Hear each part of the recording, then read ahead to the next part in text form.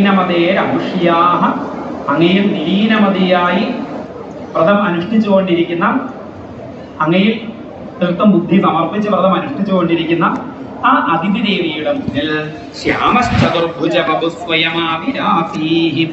അല്ലയോ ഗുരുവായൂരപ്പ, അങ്ങ് ശ്യാമശ്ചതുർഭുജ ബഭുവായിക്കൊണ്ട്, ശ്യാമവർണ്ണനായി ചതുർഭുജ ബഭുസായിക്കൊണ്ട് സ്വയം അവിരാസി, സ്വയം പ്രത്യക്ഷപ്പെട്ടുവല്ലോ.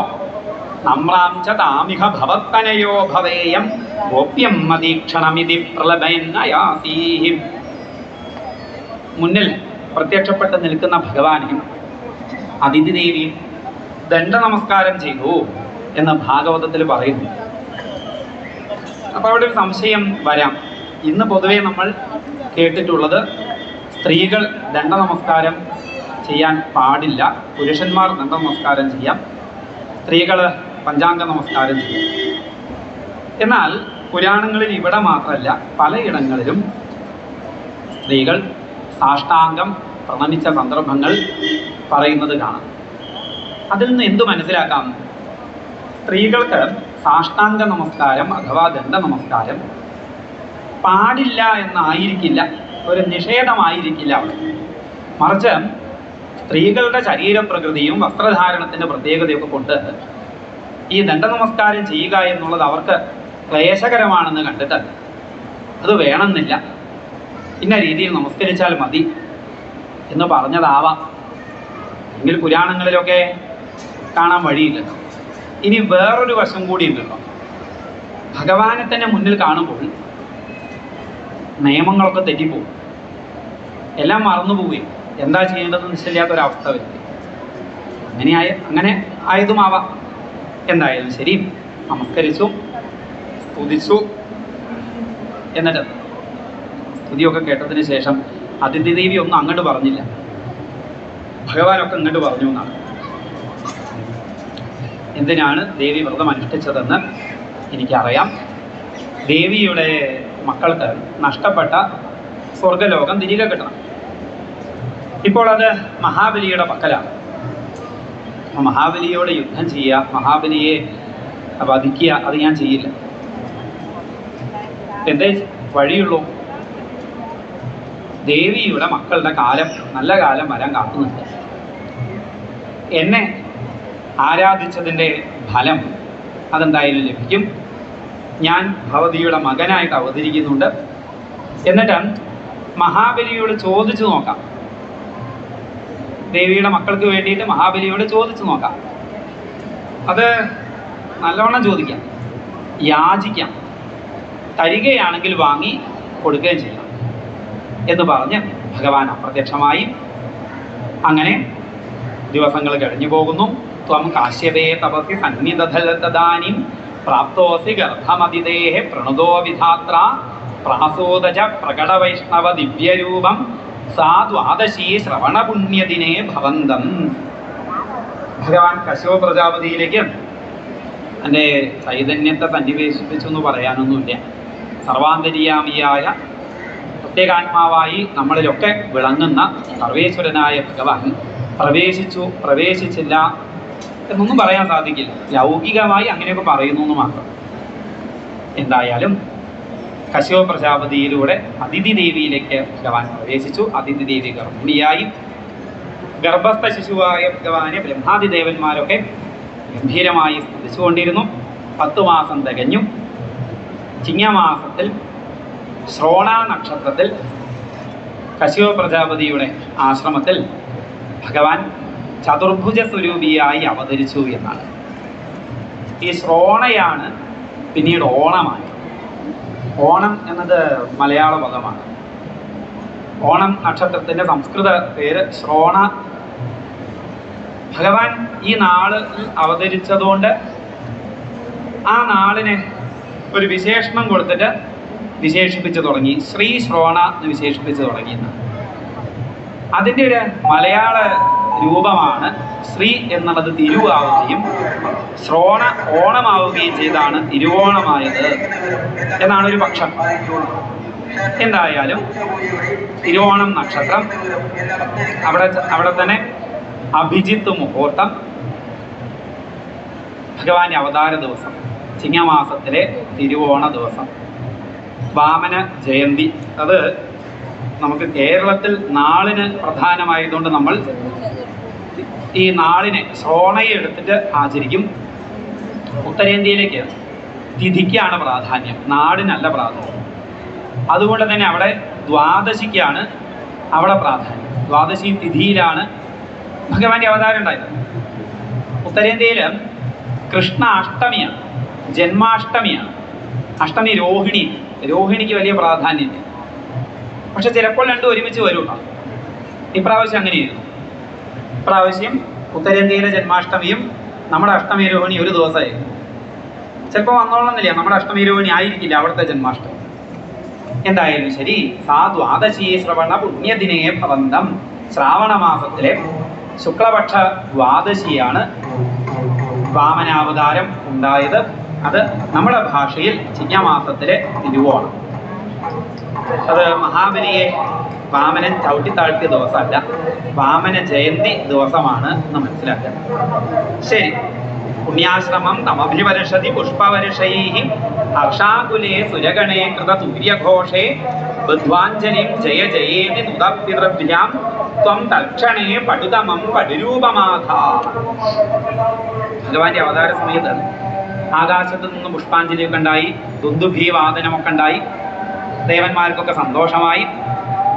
അതൊക്കെ കഴിഞ്ഞു തൻ്റെ അത്ഭുതകരമായ ചതുർഭുജ സ്വരൂപത്തെ മറച്ച് പടുതമം പടുരൂപമാധ, പടുവായി ഭഗവാൻ ഒരു ബുദ്ധിശാലിയായ ബ്രാഹ്മണ കുമാരനായി തീർന്നു ഭഗവാൻ.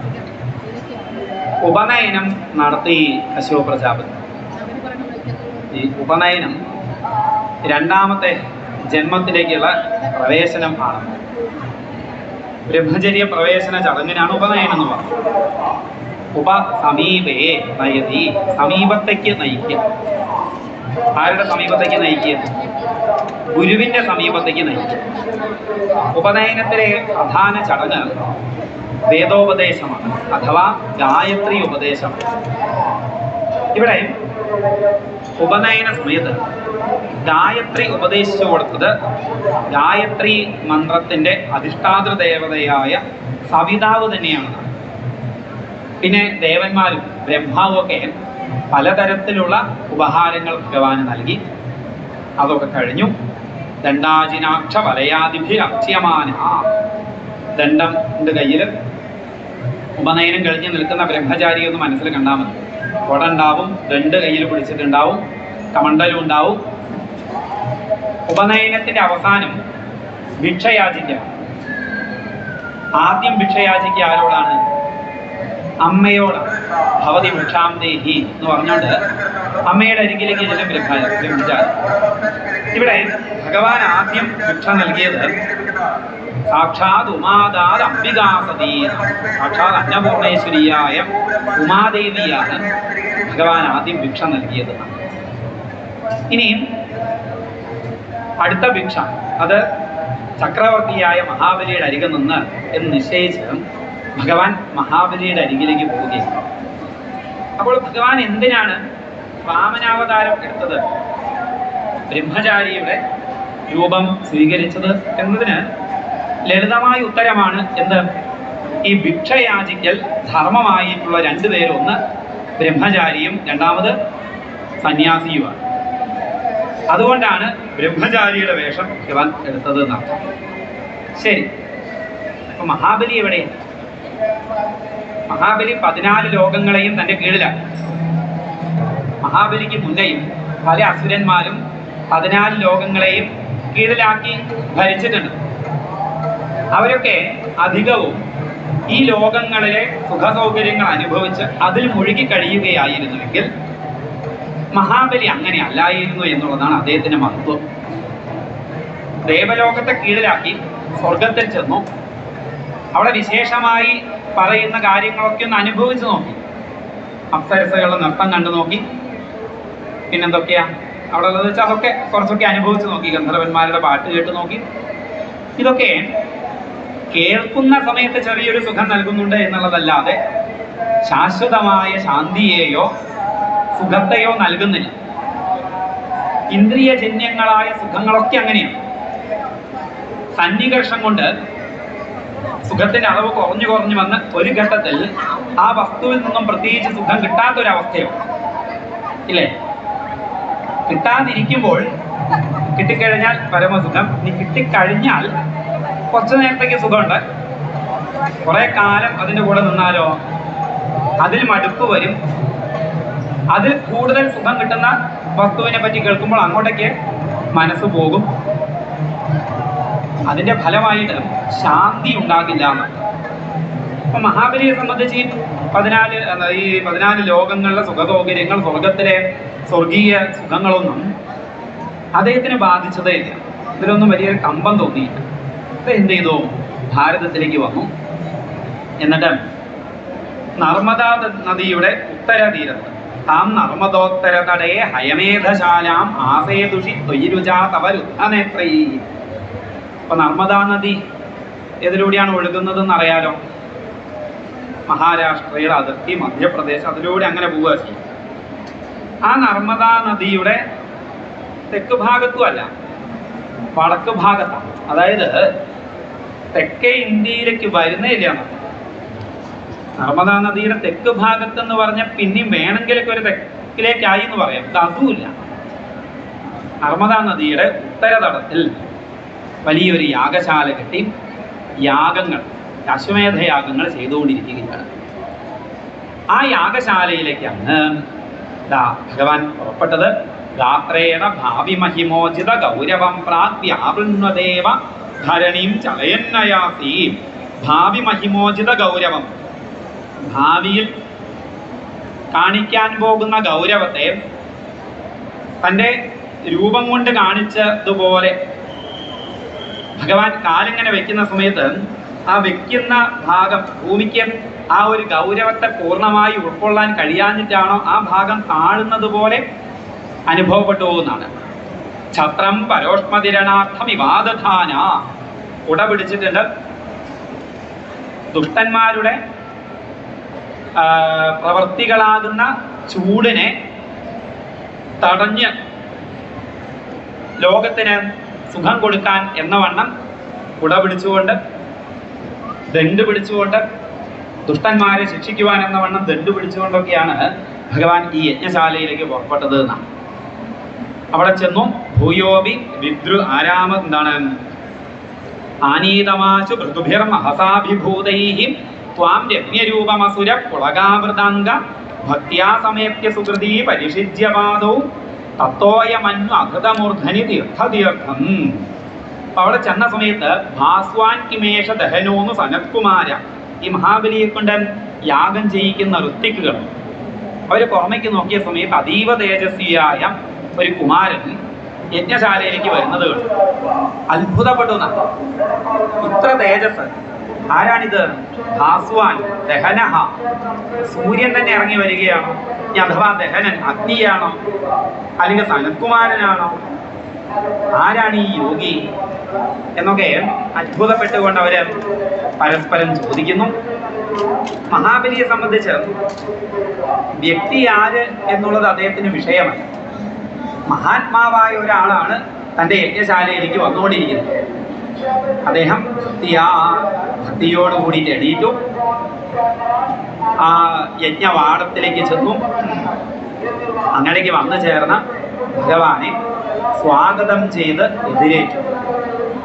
എന്നിട്ട് പരിഷിജ്യപാദോ തത്വോയം അന്വകൃത മൂർധനി തീർത്ഥതീർത്ഥം, ഭഗവാന്റെ പാദം കഴുകിച്ച് ആ തീർത്ഥം മൂർധാവിന് തളിച്ചു.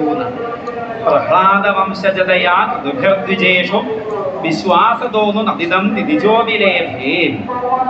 ദിദിജനായിട്ട് പോലും, അസുരനായിട്ട് പോലും ഭഗവാന്റെ പാദതീർത്ഥം മഹാബലിക്ക് ലഭിച്ചുവെങ്കിൽ അത് പ്രഹ്ലാദന്റെ വംശത്തിൽ ജനിച്ചതുകൊണ്ടാകാം എന്ന്. പരമഭക്തനാണല്ലോ പ്രഹ്ലാദൻ, ഭഗവാൻ ഏറ്റവും പ്രിയപ്പെട്ടയാളാണ്. അപ്പൊ പ്രഹ്ലാദനോടുള്ള വാത്സല്യം കൊണ്ട്, സ്നേഹം കൊണ്ട് പ്രഹ്ലാദന്റെ പൗത്രന് ഈ പാദതീർത്ഥത്തെ അനുഭവിച്ചു കൊടുത്തതാകാം. യത്തേ പദാംബു ഗിരിശസ്യ ശിരോഭിലാള്യം. ഏതൊരു പാദതീർത്ഥമാണ് മഹാബലി ശിരസിൽ അണിഞ്ഞിരിക്കുന്നത്? ഗിരിശസ്യ ശിരോഭിലാള്യം. ഗിരീശൻ സാക്ഷാൽ മഹാദേവൻ ഗംഗയായി കൊണ്ട് ശിരസിലണിയുന്ന ഭഗവാന്റെ പാദതീർത്ഥം. അതാണ് മഹാബലിക്ക് ശിരസിലണിയാൻ സാധിച്ചത്. അങ്ങനെയുള്ള അല്ലയോ ഗുരുവായൂരപ്പ, സത്വം വിഭോ ഗുരുപുരാലയപാലയേഥാഹം. പ്രഹ്ലാദൻ എന്ന ഭക്തനോടുള്ള വാത്സല്യം ആ ഭക്തന്റെ പൗത്രന് അങ്ങയുടെ പാദതീർത്ഥം നൽകിക്കൊണ്ട് സാധിപ്പിച്ചല്ലയോ ഭഗവാനെ, എന്നെ ആ കാരുണ്യത്തെ കൊണ്ട് കടാക്ഷിച്ച് എൻ്റെ ഈ അസുഖത്തെ, ഈ രോഗത്തെ മാറ്റിയാലും എന്ന് പറഞ്ഞുകൊണ്ടാണ് ആ ദശകം ഭട്ടതിരിപ്പാട് ഭഗവാന്റെ പാദങ്ങളിൽ സമർപ്പിച്ചത്.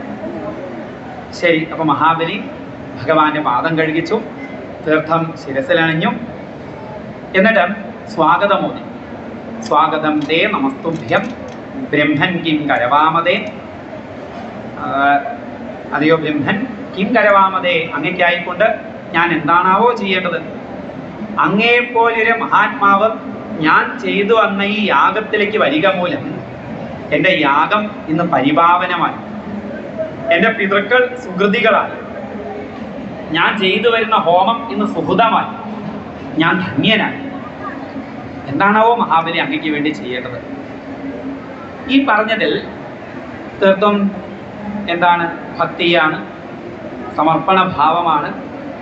എന്താണാവോ നൽകേണ്ടത് എന്ന് ചോദിച്ചതിൽ അഹങ്കാരത്തിൻ്റെ അംശം കാണാൻ കഴിയുന്നില്ല. ആ പറഞ്ഞതിനെ തന്നെ ഒന്ന് വിസ്തരിച്ചു മഹാബലി. അവിടെ മഹാബലിയുടെ ഉള്ളിലുണ്ടായിരുന്ന അഹന്ത മറ നീക്കി പുറത്തേക്ക് വന്നു. യത് വടോ വാഞ്ചസി തത് പ്രതീക്ഷമേ.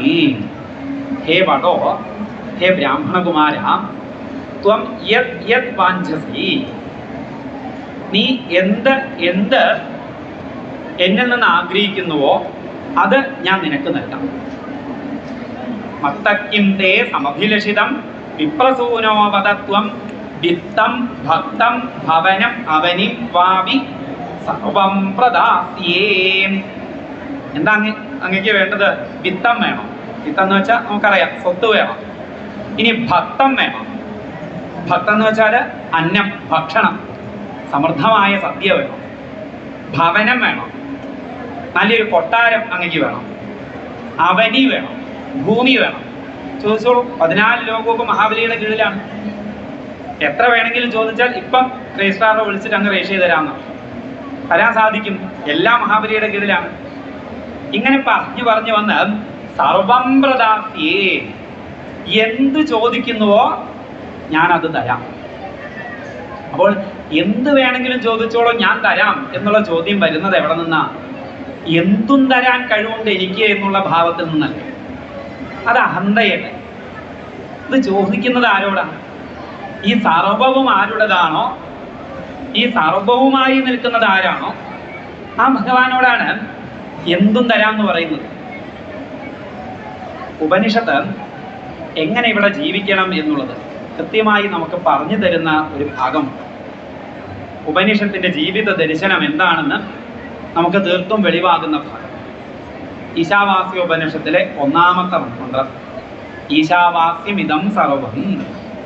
ഈ കാണുന്ന സർവവും ഈശനാൽ ആച്ഛാദിതമാണ്, ഭഗവാനാൽ മറയ്ക്കപ്പെട്ടിരിക്കുന്നു എന്നറിഞ്ഞ് എന്താണ് യജിച്ചുകൊണ്ട് ഭുജിക്കൂ എന്നാണ്. ഭുജിക്കൂ, അനുഭവിക്കൂ. അനുഭവിക്കേണ്ട എന്ന് പറയുന്നില്ല, തെറ്റിദ്ധരിക്കേണ്ട. ഉപനിഷത്ത് പറഞ്ഞിട്ടുണ്ട്, അനുഭവിച്ചോളൂ, ഈ ലോകത്തെ അനുഭവിച്ചോളൂ. വേദാന്തം എന്ന് വെച്ചാൽ എല്ലാം ഉപേക്ഷിച്ച് കാട്ടിലേക്ക് പോകാൻ മാത്രം പറയുന്നൊരു തത്വശാസ്ത്രമല്ല. ഉപേക്ഷിക്കുക എന്നതുകൊണ്ട് ഉദ്ദേശിക്കുന്നത് വസ്തുവിനെ ഉപേക്ഷിക്കലല്ല, മറിച്ച് എന്തിനു ഉപേക്ഷിക്കലാണ്? അഹന്താമമതകൾ ഉപേക്ഷിക്കലാണ്. അഹന്താമമതകൾ ഉപേക്ഷിക്കപ്പെടെ എപ്പോഴാണ്? ഈശാവാസ്യമിതം സർവം എന്നതുള്ളിൽ ഉറയ്ക്കുമ്പോഴാണ്. ഇതെല്ലാം ഈശ്വരൻ്റെത്, ഇതെല്ലാം ഭഗവാന്റേത്, എൻ്റെതായിട്ടൊന്നുമില്ല, എല്ലാം ഭഗവാന്റേത്, എല്ലാം ഭഗവാൻ. ആ ഭാവത്തിൽ അനുഭവിച്ചോളൂ. ആ ഭാവം ഇല്ലാതെയായി എൻ്റെ എന്നുള്ള ഭാവം വന്നുവോ സംശയമില്ല, അവിടെ ദുഃഖമുണ്ടാകും, അവിടെ വീഴ്ചയുണ്ടാകും, അവിടെ ബന്ധനമുണ്ടാകും. അതാണ് മഹാബലിയുടെ കഥ നമുക്ക് കാണിച്ചു തരുന്നത്. 14 ലോകങ്ങളെയും കീഴിലാക്കിയാളാണ് മഹാബലി ഭൗതികമായി. ഇനി ആധ്യാത്മികമായി ചിന്തിക്കുമ്പോൾ ഉയർന്ന ആള് തന്നെയാണ്, പരമഭക്തനാണ്, സത്യസന്ധനാണ്, ശ്രേഷ്ഠനാണ്. പക്ഷേ സ്വല്പം അഹന്ത മമത വന്നതോടുകൂടി അതിന്റെ ഫലമായി ബന്ധനം അനുഭവിക്കേണ്ടി വന്നു. മഹാബലിയെ പിടിച്ച് കെട്ടിയിട്ടില്ലേ? ചിന്തിക്കാം. അഹന്ത മമത ബന്ധനത്തിന് കാരണമാകും, എത്ര ഉയർന്ന ആളാണെങ്കിൽ പോലും. ശരി, അപ്പൊ സർവം പ്രദാസ്യേ, എല്ലാം അങ്ങേക്ക് തരാം. താമക്ഷീണാം ബലിഗിരമുപാകർണ്യ കാരുണ്യപൂർണോപി അസ്യോത്സേകം ശമയിതുമനാദൈത്യവംശം പ്രശംസൻ. ബലിയുടെ വാക്കുകൾ കേട്ട് കാരുണ്യപൂർണ അഭി, ഭഗവാന്റെ സ്വഭാവമേ കാരുണ്യം എന്നതാണ്. ഭക്തവത്സലനാണ് ഭഗവാൻ. അപ്പൊ ഭക്തവത്സലനായ ഭഗവാൻ എന്തിനെ മഹാബലിയെ ബന്ധിച്ചു എന്ന് ചോദിച്ചാൽ അതിന് മറുപടി ഭട്ടതിരിപ്പാട് അവിടെ പറഞ്ഞു. എന്താണ്? അസ്യോത്സേകം ശമയിതുമന, തന്റെ ഭക്തന്റെ ഉള്ളിൽ ഇപ്പോഴുള്ള അഹന്തയെ നീക്കുക എന്ന ഉദ്ദേശത്തോടു കൂടി ഭൂമിം പാദത്രയ പരിമിതാം പ്രാർത്ഥയാമാസിധത്വം. അല്ലയോ ഭഗവാനെ, അങ്ങ് പാദത്രയ പരിമിതാം ഭൂമിം പ്രാർത്ഥയാമാസിധാതാണ്. പാദത്രയ പരിമിതയായ ഭൂമിയെ പ്രാർത്ഥിച്ചു. 3 അടി മണ്ണ് ചോദിച്ചു. അന്ന് അങ്ങനെ ചോദിച്ചത്? വേണമെങ്കിൽ 3 ലോകം അങ്ങ് ചോദിച്ചു. 3 അടി മണ്ണ് ചോദിക്കാൻ എന്താ കാരണം? 14 ലോകങ്ങളും തൻ്റെ കീഴിൽ എന്ന് അഭിമാനിച്ച് നിൽക്കുന്ന ആളെ സംബന്ധിച്ച്, 14 ലോകങ്ങളുടെയും ഉടമയായി തന്നെ കരുതുന്നയാളെ സംബന്ധിച്ച് 3 അടി മണ്ണെന്നുള്ളത് വളരെ നിസ്സാരമാണ്, വളരെ വളരെ നിസ്സാരം. അപ്പൊ ഇത്ര നിസ്സാരമായ കാര്യം തന്നോട് ചോദിക്കുക. അങ്ങനെ വരുമ്പോൾ സ്വാഭാവികമായി അഹങ്കാരികളെ അത് ബാധിക്കും. നിലയ്ക്ക് വേണ്ടത് വേണ്ടേ ചോദിക്കാൻ? അംബാനിയുടെ അരികിൽ ചെന്ന് 10 റുപ്യ ചായക്ക് ചോദിക്കാന്ന് വെച്ചാൽ ചിലപ്പോൾ അദ്ദേഹത്തിന് ഇഷ്ടപ്പെട്ടോളുന്നില്ല. ഒരു നില നോക്കണ്ടേ? ഇവിടെ ഈ 3 അടി ചോദിക്കൽ ഒരു ഹോമിയോപ്പതി ചികിത്സയാന്ന് വേണമെങ്കിൽ പറയാം. നമ്മൾ പൊതുവെ ഹോമിയോപ്പതി ചികിത്സയെ പറ്റി പറയാം എങ്ങനെയാ? സൂക്കടിനെ പുറത്തേക്ക് ചാടിച്ച് ഇല്ലാതെയാക്കുന്നതാണ്. അതുകൊണ്ട് ഹോമിയോപ്പതി മരുന്ന് കഴിച്ച് ആദ്യം ഒന്ന് കൂടും അസുഖം, എന്നിട്ട് ഇല്ലാതെയാവുന്നതാണ്. വേരോടുകൂടി നശിപ്പിക്കുക ചെയ്യാന്നാ പറയാം. അതേപോലെ മഹാബലിയുടെ ഉള്ളിലുള്ള അഹന്ത മുഴുവൻ പുറത്തേക്ക് വരണം. അപ്പൊ ഈ ചോദ്യം തന്നെ നിസ്സാരനാക്കിയതുപോലെ മഹാബലിക്ക് അനുഭവപ്പെട്ടു. അതാണ് ആ ചോദ്യത്തിന് ശേഷമുള്ള മഹാബലിയുടെ ഭാവം. അതാണ് നമുക്ക് കാണിച്ചു തരുന്നത്, അല്ലെ? അതെ.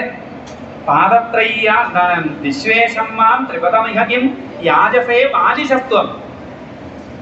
നേരത്തെ യോഗിയായി കണ്ട, മഹാത്മാവായി കണ്ട ആളെ തന്നെ മഹാബലി ബാലിശൻ എന്ന് ഇപ്പോൾ വിളിച്ചുവെങ്കിൽ ആലോചിച്ചുവോ മഹാബലിയുടെ ആ ഭാവ വ്യത്യാസം? മഹാബലിയുടെ ഉള്ളിലെ അഹന്ത മുഴുവൻ പുറത്തേക്ക് വന്നു. അതന്നെയായിരുന്നു ഭഗവാന്റെ ആവശ്യം. അയ്യയ്യ, അങ്ങ് ബാലിശനാണ്. വലിപ്പം ചെറുതാണെങ്കിലും വിവരം കൂടുന്നായിരുന്നു കരുതിയിരുന്നത്. ഇപ്പം രണ്ടും ഏറെക്കുറെ ഒരുപോലെയാണെന്ന് തോന്നുന്നു. 3 ലോകങ്ങളെയും അടക്കി ഭരിക്കുന്ന മഹാബലി എന്തും തരാൻ തയ്യാറായി നിൽക്കുമ്പോൾ 3 അടി മണ്ണ് മാത്രം ചോദിക്കണമെങ്കിൽ അത് എത്ര ബുദ്ധിശൂന്യതയാണ്. അതുകൊണ്ട് ചോദിക്കുന്ന അങ്ങയ്ക്ക് വിഷമല്ലെങ്കിലും കൊടുക്കുന്ന എനിക്ക് ലേശം വിഷമമുണ്ട്. അതായത് എൻ്റെ മുന്നിൽ കൈ നീട്ടുന്നയാൾ ഇനി വേറൊരാളുടെ മുന്നിൽ പോയി കൈ നീട്ടാൻ പാടില്ല.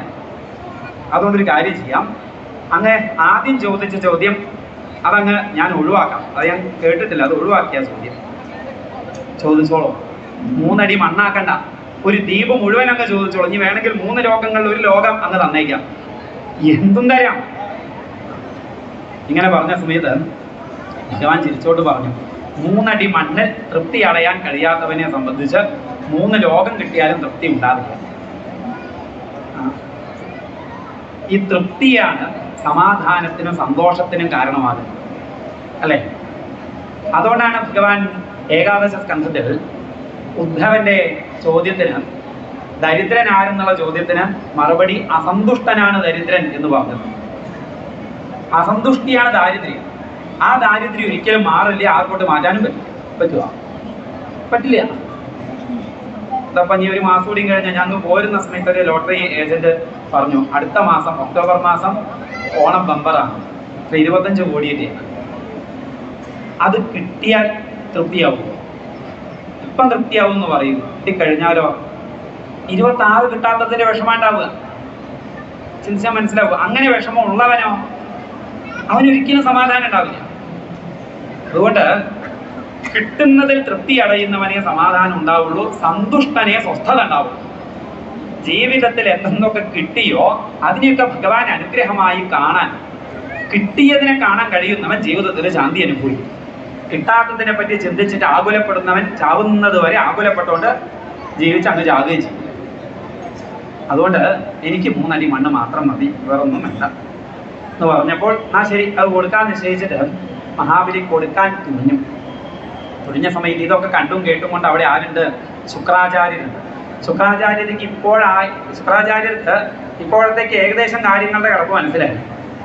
വന്ന സമയത്ത് ആദ്യം മനസ്സിലായില്ല എന്ന് പറയാറുണ്ട്. ഈ രൂപം കണ്ടിട്ടില്ലല്ലോ. പിന്നെ വർത്തമാനം കേട്ടപ്പോൾ മനസ്സിലായി. മാത്രമല്ല അത്ഭുതം. എന്തത്ഭുതം? ആരെങ്കിലും കൊടുക്കാൻ തയ്യാറായിട്ട് നിൽക്കുന്നുണ്ടെങ്കിൽ വാങ്ങാവുന്നതിലധികം വാങ്ങിയെടുക്കല്ലേ പൊതുവേ വാങ്ങുന്നവര് ചെയ്യാറ്. ഇതെന്തും കൊടുക്കാൻ തയ്യാറായിക്കൊണ്ട് മഹാബലി നിൽക്കുന്നു. 3 അടി മണ്ണ് മാത്രം മതി എന്ന് ഇയാൾ വാശി പിടിക്കും. അത്ഭുതമല്ലേ അത്? ഒന്ന് ശ്രദ്ധിച്ച് നോക്കിയ സമയത്ത് മനസ്സിലായി തൻ്റെ ഭക്തന്റെ മുന്നിൽ വന്നു നിൽക്കുന്നത് ആരാണ്? സാക്ഷാൽ ഭഗവാൻ തന്നെയാണ്. സന്തുഷ്ടനായി ശുക്രാചാര്യർ എന്നാണ്, വളരെ സന്തോഷമായി എന്നാണ്. തൻ്റെ ഭക്തനെ മഹാബലിയെ താൻ എന്തിനായിട്ടാണോ ഇപ്പം വളർത്തി ഉയർത്തി കൊണ്ടുവന്നത് അതിന്റെ പരിപൂർണതയിലേക്ക് മഹാബലി ഇതാ എത്താൻ പോവുകയാണ്. തൻ്റെ ഭക്തന്റെ മുന്നിൽ, തൻ്റെ ശിഷ്യന്റെ മുന്നിൽ ഭഗവാൻ കൈ നീട്ടി നിൽക്കുകയാണ്. ഈ ഭൗതികമായിട്ട് ചിന്തിച്ചു കഴിഞ്ഞാൽ തന്നെ ആലോചിച്ച് നോക്കൂ. വിശ്വേശ്വരൻ കൈ നീട്ടി നിൽക്കണമെങ്കിൽ, വിശ്വനാഥൻ കൈ നീട്ടി നിൽക്കണമെങ്കിൽ കൈ നീട്ടുന്നയാൾ താഴെയും അയാളുടെ കൈ താഴെയും കൊടുക്കുന്നയാളുടെ കൈ മുകളിലും അല്ലേ? പോരാ. തൻ്റെ ശിഷ്യന്റെ മഹത്വം ഇനിയും കൂടുതൽ ലോകം മനസ്സിലാക്കണം. അങ്ങനെ നിശ്ചയിച്ചു. ഒരാളുടെ യഥാർത്ഥ സ്വഭാവം എപ്പോഴാണ് മനസ്സിലാവുക? പ്രതിസന്ധികൾ വരുമ്പോഴാണ്, നഷ്ടങ്ങൾ വരുമ്പോഴാണ്. സാധാരണ സന്തോഷമായി വലിയ കുഴപ്പമൊന്നും ഇല്ലാതിരിക്കുന്ന സമയത്ത് നമ്മളൊക്കെ ഒരേപോലെ തന്നെയാണ്, വലിയ വ്യത്യാസമൊന്നുമില്ല. ജീവിതത്തിൽ ഇഷ്ടപ്പെട്ടവ നഷ്ടപ്പെടുമ്പോൾ, പ്രതിസന്ധികൾ വരുമ്പോൾ, തിരിച്ചടികൾ വരുമ്പോഴാണ് ഒരാളുടെ യഥാർത്ഥ സ്വഭാവം എന്താണെന്ന് മനസ്സിലാവുക. അപ്പോൾ ഇദ്ദേഹത്തിന് മഹാബലിയുടെ യഥാർത്ഥ സ്വഭാവം ലോകം മനസ്സിലാക്കണം. ഇപ്പോൾ മഹാബലി എന്ന് കൊടുത്തു കഴിഞ്ഞാൽ 2 ദോഷമാണ്. കൊടുക്കുന്നയാൾക്കും ദോഷമാണ്, വാങ്ങുന്നയാൾക്കും ദോഷമാണ്. ഈ വാങ്ങുന്നയാൾക്ക് ദോഷം ഇല്ലെങ്കിലും വാങ്ങുന്നയാളുടെ മഹത്വം അങ്ങനെ ലോകം അത്ര മനസ്സിലാക്കിക്കൊള്ളുന്നില്ല. കൊടുക്കുന്നയാളുടെ മഹത്വം ലോകം അത്ര മനസ്സിലാക്കിക്കൊള്ളുന്നില്ല. വാങ്ങുന്നയാൾക്ക് ചീത്തപ്പേരുണ്ടാവും ചെയ്യും. താൻ ഇടപെട്ടിട്ടില്ലെങ്കിൽ മഹാബലിയെ വാമനം പറ്റിച്ചു എന്ന് പറയുന്നില്ലേ? ഇടപെട്ടിട്ട് പോലും ഇപ്പോഴും നമ്മൾ പറയുന്നു. അപ്പൊ പറ്റിച്ചതല്ല. ഈ മഹാബലിയെ വാമനൻ പറ്റിച്ചു എന്ന് പറഞ്ഞാൽ, പറ്റിച്ചു എന്ന് പറയുന്നത് കൊണ്ട് വാമനൻ മോശക്കാരനായി, പറ്റിക്കപ്പെട്ടു എന്ന് വരുമ്പോൾ മഹാബലി മോശക്കാരനായി. ഇത് രണ്ടും ഉണ്ടാകാൻ പാടില്ല. അതിനുവേണ്ടി ശുക്രാചാര്യർ ഇടപെട്ടു എന്നാണ്. എന്നിട്ട് മഹാബലിയോട് പറഞ്ഞു, ഏഷ വൈരോചനെ സാക്ഷാൽ ഭഗവാൻ വിഷ്ണുരഭ്യയ കശ്യപാത് അതിഥേർജാത ദേവാനാം കാര്യസാധക.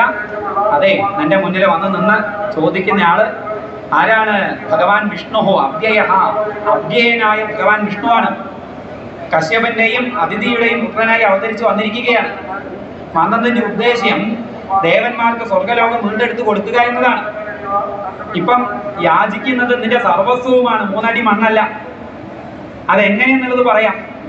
നീ കൊടുക്കാം എന്ന് പറഞ്ഞാൽ അദ്ദേഹം അങ്ങ് വർദ്ധിക്കും, അങ്ങ് വലുതാകും. എന്നിട്ട് ക്രമതോകാം പദൈകേന ദ്വിതീയേന ദിവം വിഭോ. 1ാമത്തെ അടി കൊണ്ട് ഭൂമി മുതൽക്ക് താഴേക്കുള്ള ലോകങ്ങളൊക്കെ അളക്കും. 2ാമത്തെ അടി കൊണ്ട് ദിവം ആകാശം അളക്കും. താർത്തീയസ്യ പുരോഗതി. 3 അടി കൊടുക്കാന്ന് പറഞ്ഞില്ലേ? 3ാമത്തെ അടി എവിടുന്ന് കൊടുക്കും?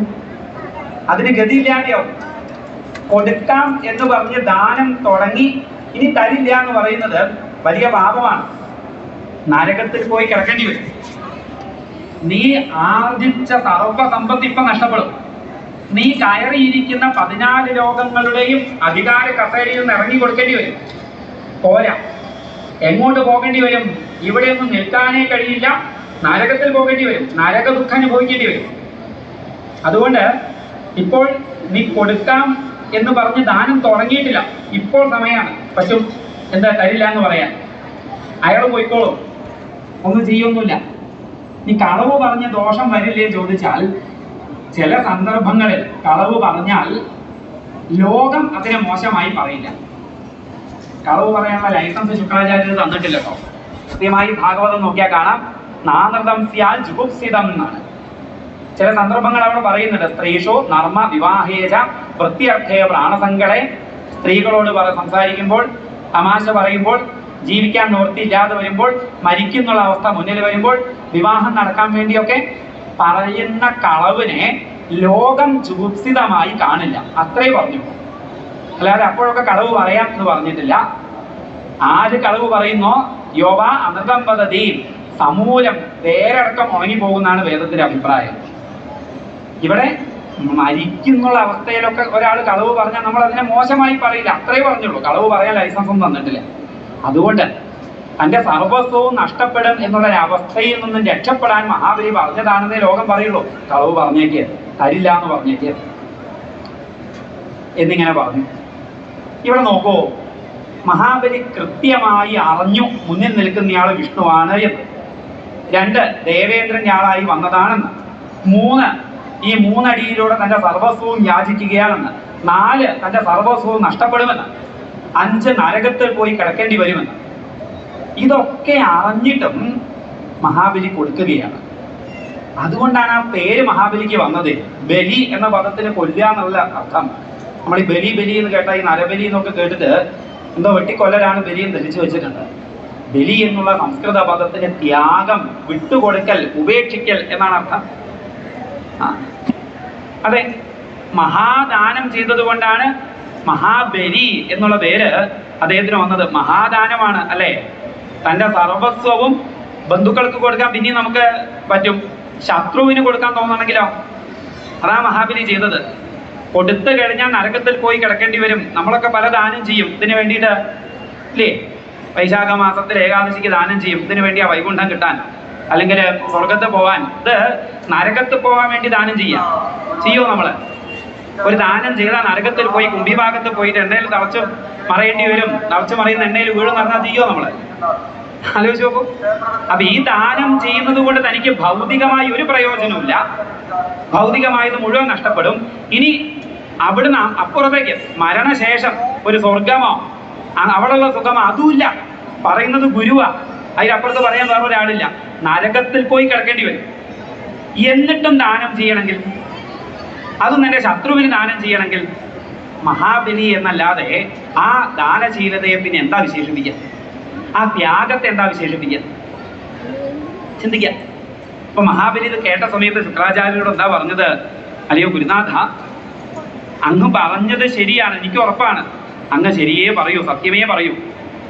ഭഗവാനാണ് എൻ്റെ മുന്നിൽ വന്ന് നിൽക്കുന്നതെങ്കിൽ, യാചിക്കുന്നതെങ്കിൽ ഞാൻ കൊടുക്കുകയല്ലേ വേണ്ടത്. ആരാണ് ഭഗവാൻ? യജ്ഞഭൃതി യജ്ഞകൃതി യജ്ഞീ യജ്ഞഭുക് യജ്ഞസാധന യജ്ഞാന്തകൃതി യജ്ഞഗുഹ്യം അന്നം അന്നാദ ഏവച. യാഗം ചെയ്യുന്നവനും യാഗം ചെയ്യിക്കുന്നവനും യാഗസാമഗ്രികളായി നിൽക്കുന്നവനും യാഗങ്ങളായി നിൽക്കുന്നവനും ഭക്ഷണം കഴിക്കുന്നവനും ഭക്ഷണമായി നിൽക്കുന്നവനും വൈശ്വാനരനായി വയറ്റിൽ വെച്ച് ഭക്ഷണത്തെ ദഹിപ്പിക്കുന്നവനൊക്കെയായ യജ്ഞേശ്വരനായ സർവേശ്വരനായ ഭഗവാൻ മഹാബലിയുടെ മുന്നിൽ വന്ന് കൈനീട്ടി നിൽക്കുന്നുവെങ്കിൽ നൽകുകയല്ലേ മഹാബലി ചെയ്യേണ്ടത്? പിന്നെ അങ്ങ് ഇതുവരെ എനിക്ക് പറഞ്ഞു പഠിപ്പിച്ചത് എന്താണ്? സത്യമാണ് ഏറ്റവും പരമം, എന്തു വന്നാലും സത്യത്തെ ഉപേക്ഷിക്കരുത്. ഇപ്പോൾ അങ്ങ് തന്നെ എന്തു പറയുന്നു? ഈ 3 ലോകങ്ങളുടെ അധികാരം നിലനിർത്താൻ സത്യത്തെ ഉപേക്ഷിച്ചോളാം. ഇനി അങ്ങനെ ഞാൻ ചെയ്തു എന്ന് കരുതുക. ഇപ്പം കളവ് പറഞ്ഞിട്ട് ഈ 3 ലോകങ്ങളുടെയും അധികാരത്തെ ഞാൻ നിലനിർത്തി എന്ന് കരുതുക. വാമൻ അങ്ങ് പോകും, ഇദ്ദേഹം അങ്ങ് പോകും. അടുത്ത നിമിഷം ഞാൻ തളർന്നു വീണ് മരിച്ചു പോകാം, ഇല്ലേ? അപ്പൊ എനിക്ക് ഉപേക്ഷിക്കപ്പെട്ടില്ലേ സർവവും? എന്നായാലും ഉപേക്ഷിക്കപ്പെടേണ്ടവയാണ് അങ്ങ് ഈ പറഞ്ഞ 3 ലോകങ്ങളുടെ അധികാരമായിക്കോട്ടെ, അവ നൽകുന്ന സുഖ സൗകര്യങ്ങളായിക്കോട്ടെ, എന്നായാലും ഉപേക്ഷിക്കപ്പെടണം. അവ നശ്വരങ്ങളാണ്, ക്ഷണികങ്ങളാണ്, ശാശ്വതങ്ങളല്ല.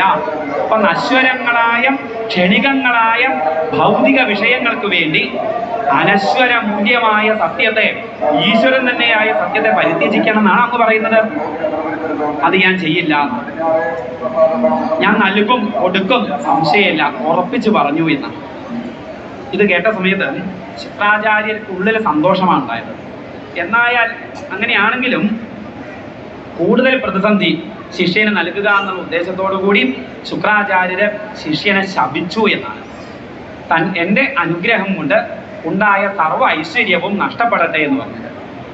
ഇങ്ങനെ ഗുരുവിനാൽ അഭിശപ്തനായിട്ടും താൻ ഇന്നേ വരെ സമ്പാദിച്ചത് മുഴുവൻ നഷ്ടപ്പെടും എന്നറിഞ്ഞിട്ടും നരകത്തിൽ പോയി കിടക്കേണ്ടി വരും എന്നറിഞ്ഞിട്ടും സത്യം ചലിതോ മഹാൻ, മഹാബലി സത്യത്തിൽ നിന്ന് അണുവിട വ്യതിചലിച്ചില്ല എന്നാണ്. അതല്ലേ സത്യസന്ധത. ചെറിയ നേട്ടങ്ങൾക്ക് വേണ്ടി, ചെറിയ നഷ്ടങ്ങളെ ഒഴിവാക്കാൻ സത്യത്തെ പരിത്യജിക്കുന്ന, അസത്യവുമായി സന്ധി ചെയ്യുന്ന ഇന്നത്തെ ലോകത്തിലിരുന്ന് നമ്മളൊന്ന് ചിന്തിക്കുക. സർവസ്വവും നഷ്ടപ്പെടുമെന്ന് അറിഞ്ഞിട്ടും നരകത്തിൽ പോയി കിടക്കേണ്ടി വരുമെന്ന് അറിഞ്ഞിട്ടും സത്യത്തെ മുറുക്കെ പിടിച്ച ആ മഹാത്മാവിനെ, ആ മഹാബലിയെ, ആ മഹാബലിയുടെ ത്യാഗത്തിന്റെ കഥയാണ് മഹാബലി ചരിതം എന്നർത്ഥം. ശരി, ഇനിയിപ്പോൾ ചോദിക്കാൻ ഒരാളോടെ ചോദിക്കാനുള്ളൂ, ആരോട്? വിന്ധ്യാവലിയോട്. അത് ചോദിക്കേണ്ട കാര്യമില്ല. നോക്കിയ സമയത്ത് സ്വർണ്ണ കിണ്ടിയുമായിട്ട് നിൽക്കുന്നുണ്ട്. ഉദകപൂർവ്വം വേണം ദാനം ചെയ്യാൻ. കാല് കഴിക്കാൻ കിണ്ടിയിൽ വെള്ളമായിട്ട് നിൽക്കുകയാണ്. ആ കിണ്ടിങ് വാങ്ങി ഭഗവാന്റെ പാദം കഴുകിച്ചോ, അളന്നെടുത്തോളാൻ പറഞ്ഞു. നിസ്സന്ദേഹം ദിതികുലപദോ തൊയ്യശേഷാർപ്പണം തദ്വ്യാതന്വാനേ മുമുജുർഷയ സാമരാ പുഷ്പവർഷം ദിവ്യം രൂപം തവചതതിതം പശ്യതാം വിശ്വഭാജാം ഉച്ചേരുച്ചേരവധീകൃത്യ വിശ്വാണ്ഡഭാണ്ഡം. അതോടുകൂടി ഭഗവാൻ അവിടെ വിശ്വത്തെ മുഴുവൻ തന്നിൽ ധരിച്ചുകൊണ്ട് ത്രിവിക്രമനായി അവിടെ അങ്ങ് നിന്നു. നേരത്തെ പറഞ്ഞ പോലെ സംഭവിച്ചു. 1ാമത്തെ അടി കൊണ്ട് താഴത്തേക്കൊക്കെ അളന്നെടുത്തും, 2ാമത്തെ അടി കൊണ്ട് മുകളിലേക്ക് അളന്നെടുത്തും, 3ാമത്തെ അടി വെക്കാൻ സ്ഥലമില്ലാതെ എവിടെയാ വെക്കേണ്ടത് ചോദിച്ചു. മഹാബലി അപ്പോഴേക്ക് ദേവന്മാർ വന്നിട്ട് ബന്ധിച്ചു എന്നാണ്. മോചിപ്പിക്കാൻ നോക്കിയപ്പോൾ മഹാബലി അസുരന്മാരോട് പറഞ്ഞു വേണ്ടാന്ന്. വിചാരിച്ചാൽ കഴിയില്ല. കാലസ്വരൂപിയായ ഭഗവാന്റെ ബന്ധനമാണ്. ഭഗവാന്റെ കാരുണ്യം കൊണ്ട് തന്നെ ഈ ബന്ധനം അഴിയുള്ളൂ. അതുകൊണ്ട് പ്രതിരോധിക്കാൻ പോകണ്ടെന്ന് പറഞ്ഞു. എവിടെയാ 3ാമത്തെ അടി വെക്കേണ്ടത് ചോദിച്ചു. എന്തൊക്കെയാ പറഞ്ഞിരുന്നത്? 3 ലോകങ്ങളുടെ അധിപതിയാണ്, എന്തും തരാൻ കഴിവുള്ളയാളാണ്. എവിടെയാ 3ാമത്തെ അടി വെക്കേണ്ടത്? മഹാബലിയും ഭാഗവതത്തിൽ നോക്കിയാൽ കാണാം, ഇടറാത്ത വാക്കുകൾ മഹാബലിയിൽ നിന്നും പുറമേക്ക് വന്നു എന്നാണ്. എളുപ്പമാണോ അത്? 10 ഉറുപ്പ്യ വീണു പോയി കഴിഞ്ഞാൽ ചിലവരുടെ മുഖം നോക്കിയ വാക്കുകൾ കേട്ടാൽ അറിയാം. ഒക്കെ കൂടെ കരഞ്ഞ് ഇടറി അല്ലേ? 10 രൂപ നഷ്ടപ്പെട്ടാലേ. അവിടെയാണ് 3 ലോകങ്ങളും നഷ്ടപ്പെട്ടു നരകത്തിൽ പോകേണ്ടി വന്ന അവസ്ഥയിലും ഇടറാതെ മഹാബലി പറയുന്നു, ഭഗവാനെ ഈ കെട്ടപ്പെട്ട അവസ്ഥയെയോ വന്നു ചേർന്ന വലിയ നഷ്ടത്തെയോ വലിയ സ്ഥാനച്യുതിയെയോ ഒന്നിനെയും മഹാബലി ഭയക്കുന്നില്ല. എന്നാൽ ഭയക്കുന്ന ഒന്നുണ്ട്, അത് സത്യത്തെ ഉപേക്ഷിക്കുന്നതിനെയാണ്, കളവ് പറയുന്നതിനെയാണ്, വാക്ക് പാലിക്കാതിരിക്കുന്നതിനെയാണ്. ഭഗവാനെ അങ്ങ് വിചാരിച്ചാൽ എനിക്കെൻ്റെ വാക്ക് പാലിക്കാൻ കഴിയും. ആ കാരുണ്യം എന്നിലുണ്ടാകാം. എൻ്റെതെല്ലാം അങ്ങ് അളന്നെടുത്തു. ഇനി ബാക്കി എന്താ ഉള്ളത്? ഞാനാണ് ബാക്കിയുള്ളത്. അതും കൂടി അങ്ങ് എടുക്കുക. അതിനെയാണ് നമുക്കും വേണ്ടത്. ഈ എൻ്റെ ഇത് പോകണം, മമത അത് പോയാലും ഈ ഞാൻ പോകാൻ കുറച്ചുകൂടി താമസമുണ്ടെന്നാണ്. ലോകത്തേക്ക് ഉപേക്ഷിക്കും, എല്ലാം ഉപേക്ഷിക്കും. ഭാര്യ ഉപേക്ഷിക്കും, മക്കളെ ഉപേക്ഷിക്കും, എല്ലാം ഉപേക്ഷിച്ച് സന്യാസാവസ്ഥയിൽ നിൽക്കുമ്പോഴും അവിടെയും നിൽക്കുന്നതാണ് ഈ അഹന്ത. അത് ഏറ്റവും അവസാനം ഞാൻ എന്നുള്ള അഭിമാനം വിട്ടുപോകുള്ളൂ എന്നാണ്. അതിനെന്താണ് വഴി? ഇതന്നെ മഹാബലിയെ പോലെ സർവസ്വം ഭഗവാന്റെ പാദങ്ങളിൽ സമർപ്പിക്കുക. അപ്പം ഞാനും എന്നെയും ഭഗവാന്റെ പാദങ്ങളിൽ സമർപ്പിക്കുക. എന്നെയും കൂടി അങ്ങ് അളന്നെടുക്കൂ. പദം തൃതീയം കുരു ശീർഷ്ടിമേ നിജം. ഭഗവാനെ അങ്ങയുടെ ആ പാദം എൻ്റെ ശിരസിൽ വെച്ച് എന്നെ കൂടി അളന്നെടുക്കൂ എന്ന് പറഞ്ഞ് നമസ്കരിച്ചു. അത്രയേ ഉള്ളൂ. അവിടെ കഴിയുകയാണ്. ഭാഗവതത്തിൽ ഭഗവാൻ ശിരസിൽ പാദം വെച്ചു എന്നെവിടെയും പറയുന്നത് കാണാൻ കഴിയില്ല. തലയിൽ ചവിട്ടി താഴ്ത്തി എന്നൊന്നും എവിടെയും കാണാൻ കഴിയുന്നില്ല. ഒരു പുരാണത്തിലും കാണാൻ കഴിയുന്നില്ല. അപ്പോഴേക്ക് അവിടേക്ക് ബ്രഹ്മാവ് വരുന്നു, പ്രഹ്ലാദൻ വരുന്നു. അവരൊക്കെ മഹാബലിയുടെ മഹത്വത്തെ പുകഴ്ത്തുന്നു. വിന്ധ്യാവലി പറയുന്നു, എൻ്റെ ഭർത്താവിൻ്റെ ഉള്ളിലുണ്ടായിരുന്ന അഹന്തയെ നശിപ്പിച്ച് അങ്ങ് ഭർത്താവിനെ അനുഗ്രഹിക്കുക ചെയ്തതെന്ന്. ബ്രഹ്മാവ് പറയുന്നു, മഹാബലി ഇനിയും വേദനിപ്പിക്കരുതെന്ന്. അവിടെ ഭഗവാൻ എല്ലാവരോടുമായിട്ട് പറയുന്നു, മഹാബലിയെ വേദനിപ്പിക്കുകയല്ല, അദ്ദേഹത്തെ അനുഗ്രഹിക്കാൻ ഞാനിപ്പോൾ ചെയ്തത്. മഹാബലിയുടെ ഉള്ളിലുണ്ടായിരുന്ന ആ ദർപ്പത്തെ തീർത്തും ഇല്ലാതെയാണ്. പിന്നെ മഹാബലി മഹാത്മാവാണെന്ന് എനിക്കറിയാം. അത് ഞാൻ മാത്രം അറിഞ്ഞാൽ പോരല്ല, ലോകം അറിയണം. അത് ലോകത്തെ അറിയിക്കുക കൂടിയാണ് ഈ വന്നതിൻ്റെ ഉദ്ദേശം. ഇപ്പൊ മനസ്സിലായില്ലേ? എന്താണ്? ഗുരുവിനാൽ ശപിക്കപ്പെട്ടിട്ടും സർവസ്വവും നഷ്ടപ്പെട്ടിട്ടും സത്യത്തെ പരിത്യജിക്കാതെ മുറുക്കെ പിടിച്ചു നിന്ന ആ മഹാബലിയുടെ മഹത്വം. ഇത്ര മഹാത്മാവായ മഹാബലിയും ഇനി കഴിയേണ്ടത് എവിടെയല്ല, ഈ അസുരന്മാരുടെ കൂട്ടത്തിലല്ല, മറിച്ച് സുതലം സ്വർഗിഭിപ്രാർത്ഥ്യം, സ്വർഗത്തിലുള്ള ദേവന്മാരാൽ പോലും പ്രാർത്ഥിക്കപ്പെടുന്ന സുഖ സൗകര്യങ്ങളോടുകൂടിയ സുതലത്തിലാണ്. ഭാഗവതത്തിലെ വരികളാണ്. ഇരുട്ട് മൂടിക്കിടക്കുന്ന പാതാളത്തിലല്ല, പിന്നെയോ സ്വർഗിഭിപ്രാർത്ഥ്യം സുതലം, സ്വർഗത്തിലുള്ള ദേവന്മാരാൽ പോലും പ്രാർത്ഥിക്കപ്പെടുന്ന സുതലത്തിലാണ് മഹാബലി ഇനി കഴിയുക. മഹാബലി ഒറ്റയ്ക്കല്ല, പിന്നെയോ ആരെയൊക്കെ മഹാബലിക്ക് അങ്ങോട്ട് കൊണ്ടുപോകണോ? ഇന്ദ്രസേന, മഹാബലിയുടെ വേറൊരു പേരാണ്. കൂട്ടിക്കോളോ അങ്ങയുടെ ആൾക്കാരെ മുഴുവൻ അങ്ങോട്ടേക്ക്. അങ്ങയുടെ ആൾക്കാരെ മുഴുവൻ കൂട്ടി നമുക്ക് പോകാം. എവിടേക്ക്? സുതലത്തിലേക്ക്. ഞാനും വരുന്നുണ്ടെന്നാണ്. എന്തിന്? അവിടെ സകല സുഖ സൗകര്യങ്ങളൊക്കെ ഉണ്ട്. സുരക്ഷയ്ക്ക് ഒരാൾ വേണ്ടേ? ഗേറ്റിൽ സെക്യൂരിറ്റി വേണ്ടേ? അതിനായിട്ട് ഞാൻ വരുന്നു എന്നാണ്. അങ്ങനെ തൻ്റെ ഭക്തനായ മഹാബലിയെയും മഹാബലിയുടെ ആൾക്കാരെയൊക്കെ സുതല ലോകത്തിലേക്ക് കൊണ്ടുപോയി അവിടെ മഹാബലിയുടെ കാവൽക്കാരനായിട്ട് നിൽക്കുകയാണ് ആര്? വാമനമൂർത്തി എന്ന്.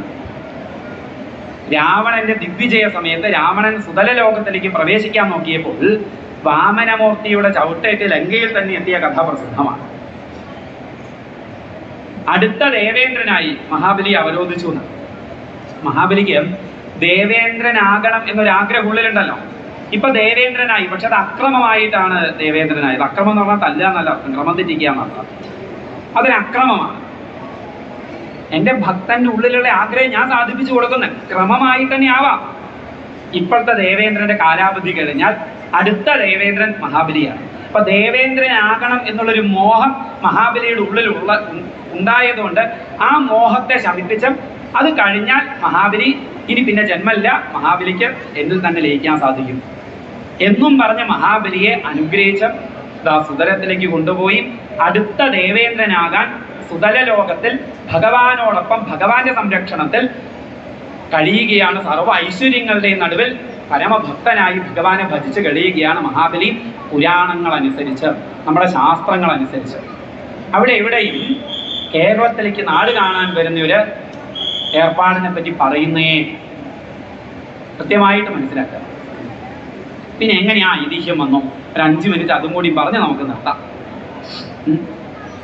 ഇന്ന് ഈ പ്രസിദ്ധമായി തീർന്ന ഐതിഹ്യം, ഓണത്തിൻ്റെ അന്ന് മഹാബലി കാണാൻ വരുന്നു എന്നുള്ള ഐതിഹ്യത്തിന് എന്തെങ്കിലും നിലനിൽപ്പുണ്ടോ എന്നുള്ളതൊന്ന് ചിന്തിക്കും. പുരാണങ്ങളിൽ എവിടെയും പറയുന്നില്ല എന്നുള്ളത് സ്പഷ്ടമായി പുരാണ കഥയാണ് വാമനാവതാരം കഥ. വേദത്തിലും പരാമർശമുണ്ട്, അവിടെ എവിടെയും. ഇനി പല രീതിയിൽ നമുക്കൊന്ന് ചിന്തിച്ചു നോക്കാം. മഹാബലി കേരളം മാത്രം ഭരിച്ചിരുന്ന ഒരാളല്ലായിരുന്നു. 3 ലോകങ്ങളും മഹാബലിയുടെ കീഴിലായിരുന്നു. അതിൽ കേരളവും ഉൾപ്പെട്ടിട്ടുണ്ടാകാം. ഇനി കേരളത്തിനെ സൃഷ്ടിച്ചത് പരശുരാമൻ എന്നാണ് പുരാണപക്ഷം. അങ്ങനെ ചിന്തിക്കുമ്പോൾ കാലഘട്ടം ചിന്തിച്ചു നോക്കുക. വാമനാവതാരത്തിന് ശേഷം കുറെ കഴിഞ്ഞിട്ടാണ്, എത്രയോ കാലം കഴിഞ്ഞിട്ടാണ് പരശുരാമന്റെ അവതാരം വരുന്നത്. അപ്പൊ കേരളം എന്ന ഭൂപ്രദേശത്തെ ഒന്ന് പരിഷ്കരിച്ച് ഒരു ജനവാസ യോഗ്യമാക്കി തീർത്തത്, മഴ എറിഞ്ഞ് ഭൂമി പൊക്കുക എന്നൊക്കെ പറഞ്ഞ് അതൊരു കാൽപ്പനികമായി പറഞ്ഞതാവാം.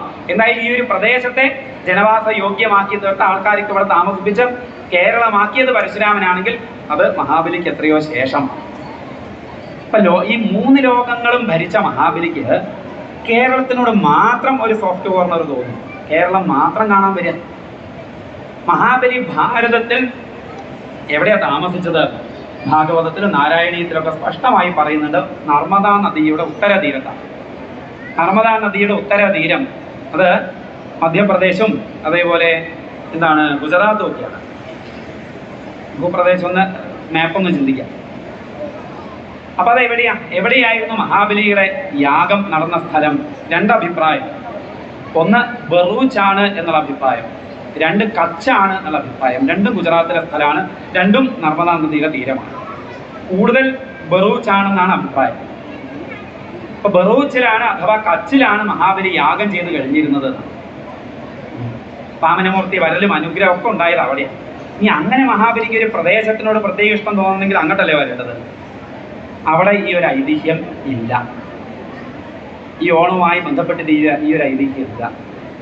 ഇനി നമ്മൾ തുടങ്ങുന്ന സമയത്ത് പറഞ്ഞു എഴുത്തച്ഛൻ്റെ കാലത്ത് ഈ ഐതിഹ്യം ഇല്ല. ഉണ്ടെങ്കിൽ കൃതികളിൽ പരാമർശമെങ്കിലും ഉണ്ടാവണം. ഭാഗവതം കിളിപ്പാട്ടിൽ നിന്ന് പരാമർശിക്കെങ്കിലും വേണം. നാരായണീയത്തിൽ പരാമർശിച്ചിട്ടേ ഇല്ല. കേരളത്തിലെ ചില ഐതിഹ്യങ്ങളൊക്കെ നാരായണത്തിലേക്ക് ഘടിപ്പിച്ച ഭട്ടതിരിപ്പാട് ഈ ഒരു അന്ന് ഈ ഓണം എന്ന് വെച്ചാൽ കേരളീയന്റെ ദേശീയോത്സവമാണല്ലോ. അന്നിത് ഉണ്ടായിരുന്നെങ്കിൽ, ഈ ഐതിഹ്യം ഉണ്ടായിരുന്നെങ്കിൽ ഒരു പരാമർശമെങ്കിലും ഉണ്ടാവണ്ടേ? ഇല്ല. അപ്പൊ ഈ സമീപകാലത്താണ് ഈ മഹാബലി നാട് കാണാൻ വരല് എന്ന ഐതിഹ്യം വന്നത്. അത് ഏതുമായി ബന്ധപ്പെടുത്തി വന്നതാണ്? ചവിട്ടി താഴ്ത്തൽ വന്നാലേ നാട് കാണാൻ വരലുള്ളൂ, അല്ലെ? അപ്പൊ ഈ ചവിട്ടി താഴ്ത്തേണ്ടി വന്നത് ആർക്കാണ്? മഹാബലിയെ ചവിട്ടി താഴ്ത്തുന്ന ആര്? വാമൻ. അതിന് ഏതൊക്കെ രീതിയിലുള്ള എന്താ പറയാ ഈ പരിപ്രേക്ഷ്യങ്ങൾ ഉണ്ടായി എന്നറിയും. ഏതൊക്കെ രീതിയിലുള്ള വ്യാഖ്യാനങ്ങൾ. മഹാബലി അവർണനാണ്, വാമനൻ സവർണനാണ്. ഇത് എന്തടിസ്ഥാനാണത്? രണ്ടും ഒറ്റ വർണ്ണത്തിലാണ്. രണ്ടുപേരുടെയും പിറകിലേക്ക് ചിന്തിച്ചു പോയാൽ രണ്ടുപേര് എത്തി നിൽക്കുന്നത് എവിടെയാണ്? കശ്യപ പ്രജാപതിയിലാണ്. ഒരു തരത്തിൽ ചിന്തിച്ചാൽ മഹാബലിയുടെ ഒരു അനുജനൊക്കെ ആയിട്ട് വരും വാമനമൂർത്തി, അല്ലേ? കശ്യപ പ്രജാപതിയുടെ മകനാണ് ആര്? വാമനൻ. കശ്യപ പ്രജാപതിയുടെ പരമ്പരയിൽ കശ്യപ പ്രജാപതിയുടെ മകനാണ് ഹിരണ്യകശിപു. ഹിരണ്യകശിപുവിന്റെ മകനാണ് പ്രഹ്ലാദൻ. പ്രഹ്ലാദന്റെ മകനാണ് വിരോചനൻ. വിരോചനന്റെ മകനാണ് ആര്? ബലി. അപ്പൊ നോക്കിക്കഴിഞ്ഞാൽ ഒറ്റ പരമ്പരയാ, രണ്ടും ഒരു വംശ. അപ്പൊ ഒന്ന് അവർണൻ ഒന്ന് സവർണനും ആവും. എങ്ങനെയാ? ഇനിയിപ്പം വർണ്ണം നോക്കിക്കഴിഞ്ഞാൽ രണ്ടുപേരും ഗോത്രം നോക്കിയ കശ്യപ ഗോത്ര, ബ്രാഹ്മണ ഗോത്രാണെന്ന്. രണ്ടുപേരും ബ്രാഹ്മണരാ. ആ വഴി ചിന്തിച്ചു പോയി കഴിഞ്ഞാൽ അപ്പൊ ഈ അവർണൻ സവർണൻ, ആര്യൻ ദ്രാവിഡൻ, ഈ ആര്യ ദ്രവിഡ സങ്കല്പം, ദ്രാവിഡ സങ്കല്പമൊക്കെ കൃത്യമായി പഠിക്കുക. ഈ നമ്മൾ ടെക്സ്റ്റ് ബുക്കിലുള്ളത് മാത്രം പഠിക്കാതെ പിറകിലേക്ക് പഠിക്കുക. അപ്പൊ അവിടെ കൃത്യമായിട്ട് നമുക്ക് മനസ്സിലാക്കാൻ കഴിയും ബ്രിട്ടീഷുകാരന്റെ ഭിന്നിപ്പിച്ച് ഭരിക്കുക എന്നുള്ള നയത്തിന്റെ ഭാഗമായിട്ടാണ് യാതൊരു അടിസ്ഥാനവും ഇല്ലാത്ത ഈ ആര്യ ദ്രാവിഡ സങ്കല്പമൊക്കെ വന്നു കയറിയത്. ഇവിടെ ഭിന്നിപ്പിക്കണം. ദേശത്തിന്റെ പ്രത്യേകത കൊണ്ടൊക്കെ പലതുകൊണ്ടും ഈ ദക്ഷിണേന്ത്യ ഉത്തരേന്ത്യ അവിടെയുള്ള ആൾക്കാരുടെ രൂപത്തിലും ഭാവത്തിലൊക്കെ ചെറിയ വ്യത്യാസം വന്നു. അപ്പൊ അവരെ രണ്ടു വർഗമാക്കി. അവരുടെ ഇടയിൽ കറുപ്പ് വെളുപ്പാണ്. അതേപോലെ ഒരു അപ്പാർത്തൈഡ് വ്യവസ്ഥ പോലെ ഒരു സാധനം ഇവിടെ ഉണ്ടാക്കണം. അങ്ങനെ ഭിന്നിപ്പിച്ച് ഭരിക്കാനായി കൊണ്ടുവന്ന ഈ ആര്യ ദ്രാവിഡ സങ്കല്പത്തിന്റെ അതിന്റെ ഒരു മറുഭാഗമായിട്ടാണ് ഈ മഹാബലിയുടെ കഥ, മഹാബലിയെ ചവിട്ടി താഴ്ത്തുന്ന കഥ ഒക്കെ പിന്നീട് പടച്ചുണ്ടാക്കപ്പെട്ടത്. ഇതൊന്നും പഴയ കാലത്തില്ല. പുരാണങ്ങളിൽ എവിടെയും വാമനമൂർത്തി മഹാബലിയെ ചവിട്ടി താഴ്ത്തിയതായിട്ട് ഒരു പരാമർശമില്ല. ഒരു പുരാണങ്ങളിലില്ല. 10-ലധികം പുരാണങ്ങളിൽ ഈ കഥ പറയുന്നുണ്ടെന്ന് പറഞ്ഞു, എവിടെയുമില്ല. പിന്നെ ഈ ഓണാഘോഷം വന്നത് അത് 1945 കാലഘട്ടത്തിൽ എഴുതപ്പെട്ട ഒരു കൃതിയിൽ ഒരു ചെറിയ പരാമർശമുണ്ട്. തൃക്കാക്കര ഭരിച്ചിരുന്ന ഒരു രാജാവ്, അദ്ദേഹത്തിന്റെ പേര് മഹാദേവൻ എന്നായിരുന്നു. പക്ഷെ മാവേലി എന്നുള്ളൊരു ബിരുദം പോലെ അദ്ദേഹം സ്വീകരിച്ചിരുന്നു. ഒരു വേണാട്ടരജൻ. തൃക്കാക്കര മാത്രമല്ല, വേണാട് നാട് ഭരിച്ചിരുന്നയാള്. തൃക്കാക്കരയ്ക്ക് പ്രാധാന്യം കൊടുത്തു. തൃക്കാക്കരയിലെ അപ്പൻ ആരാണ്? വാമനമൂർത്തിയാണ്. വലിയപ്പൻ മഹാദേവനാണ്, എന്നാലും പിന്നീട് വാമനമൂർത്തി ആയിട്ടുണ്ട്. അപ്പൊ ആ തൃക്കാക്കര അപ്പന് പ്രാധാന്യം കൊടുത്തുകൊണ്ട് അവിടെ ആസ്ഥാനമാക്കി ഭരിച്ചു വന്ന മാവേലി എന്ന സ്ഥാനപ്പേര് സ്വയം സ്വീകരിച്ച മഹാദേവൻ എന്നൊരു രാജാവിനെ പറ്റി ഒരു കൃതിയിൽ 1945 എഴുതപ്പെട്ട ഒരു കൃതിയിൽ പറയുന്നു. അദ്ദേഹമാണ് ഓണാഘോഷം തുടങ്ങി വെച്ചത്. 10 ദിവസം സർവാഭരണ വിഭൂഷിതനായി ചമയങ്ങൾ അണിഞ്ഞ് അദ്ദേഹം തൃക്കാക്കര ക്ഷേത്രത്തിലേക്ക് തൊഴാൻ പോകുന്ന ഒരു സമ്പ്രദായം ഉണ്ടായിരുന്നു. അതിനെ അനുസ്മരിച്ചുകൊണ്ടാണ് തൃപ്പുണിത്തുറ അത്തച്ചമയ ഘോഷയാത്ര വന്നത്. ഇന്നും തൃക്കാക്കരയിൽ അത്തത്തിന് കൊടിയേറി ഓണത്തിന്, തിരുവോണോട്ട് അവിടെ പ്രസിദ്ധമാണ്. തിരുവോണത്തിന് ആറാട്ട് എന്നുള്ള രീതിയിലാണ് ഉത്സവം. ആ ഒരു ഉത്സവം ആ നാടിന്റെ ആഘോഷമായി ആചരിക്കാൻ തുടങ്ങിയത് ഈ വേണാട്ട് രാജാവായിരുന്നു. അങ്ങനെ ഓണാഘോഷം നാട്ടിൽ പ്രസിദ്ധമായി എന്ന് പറഞ്ഞുകൊണ്ട് ഒരു കാവ്യം 45 എഴുതപ്പെട്ട ഒരു കാവ്യത്തിൽ കാണുന്നു. അതിന് പിന്നെയും യുക്തിയുടെ സ്ഥാനത്ത് നിൽപ്പുണ്ടെന്നാണ്. ഈ വാമനമൂർത്തി മഹാബലിയെ ചവിട്ടി താഴ്ത്തിയ കഥയ്ക്ക് ഒരു തരത്തിലും ഒരു പ്രാമാണ്യവും എവിടെയുമില്ല. അത് നേരത്തെ പറഞ്ഞതിന്റെ ഭാഗമായി നമ്മളിന്ന് ഭിന്നിപ്പിക്കാൻ, നമ്മൾ ആരാധിക്കുന്ന മൂർത്തികളിലേക്ക് കളങ്കം ആരോപിച്ച് അവരിലുള്ള നമ്മളുടെ ആരാധനാഭാവത്തെ, ഭക്തിഭാവത്തെ താഴ്ത്താൻ അതിനുള്ള ശ്രമങ്ങൾ അത് പലയിടങ്ങളിലും നടന്നു വരുന്നുണ്ട് അല്ലേ? രാമായണം ഉണ്ടായിട്ടില്ല, രാമൻ ഉണ്ടായിട്ടില്ല, സീതയുണ്ടായിട്ടില്ല, മറ്റേ രാമസേതു എന്ന് പറഞ്ഞ ധാതുക്കൾ വന്ന് അടിഞ്ഞതാണ്. അതൊക്കെ ശരിയാണ്. എന്നാലോ രാമൻ സീതയെ ഉപേക്ഷിച്ചിട്ടുണ്ട്, രാമൻ ബാലിയെ കൊന്നിട്ടുണ്ട്, രാമൻ സീതയെ ഉപേക്ഷിച്ചിട്ടുണ്ട്. ഈ ചിലതിനൊക്കെ സ്വീകരിക്കും, ഇതൊക്കെ കഥയാണ്, ഇതൊന്നും നടന്നിട്ടില്ല, നടക്കാത്തതാന്ന് പറയുന്ന ആൾക്കാർ ചിലതിനൊക്കെ സ്വീകരിക്കുകയും ചിലതിനെ ചരിത്രവുമായി യോജിപ്പിക്കുകയും ചെയ്യുന്നത് കാണുന്ന സമയത്ത് തന്നെ മനസ്സിലാവും എന്താണ് താല്പര്യം എന്നുള്ളത്. അപ്പം നമ്മൾ കൃത്യമായി പഠിക്കുക, കൃത്യമായി കാര്യം മനസ്സിലാക്കുക. നമ്മുടെ ചെറുപ്പക്കാരുടെ കുട്ടികളുടെയൊക്കെ ഉള്ളിലെ സംശയം ജനിപ്പിക്കാൻ, തെറ്റിദ്ധാരണകൾ ഉണ്ടാക്കാൻ, നമ്മുടെ സംസ്കാരത്തിനോടൊരു ബഹുമാനം, ആദരവ് ഇല്ലാതെയാക്കാൻ ഒക്കെ വേണ്ടി ഈ പടച്ചുവിടുന്ന പലതും അതിൻ്റെ വാസ്തവം, യാഥാർത്ഥ്യം നമ്മുടെ ശാസ്ത്രങ്ങൾ പഠിച്ച് നമ്മൾ മനസ്സിലാക്കുക. എന്നിട്ട് കുട്ടികൾക്ക് പറഞ്ഞു കൊടുക്കുക.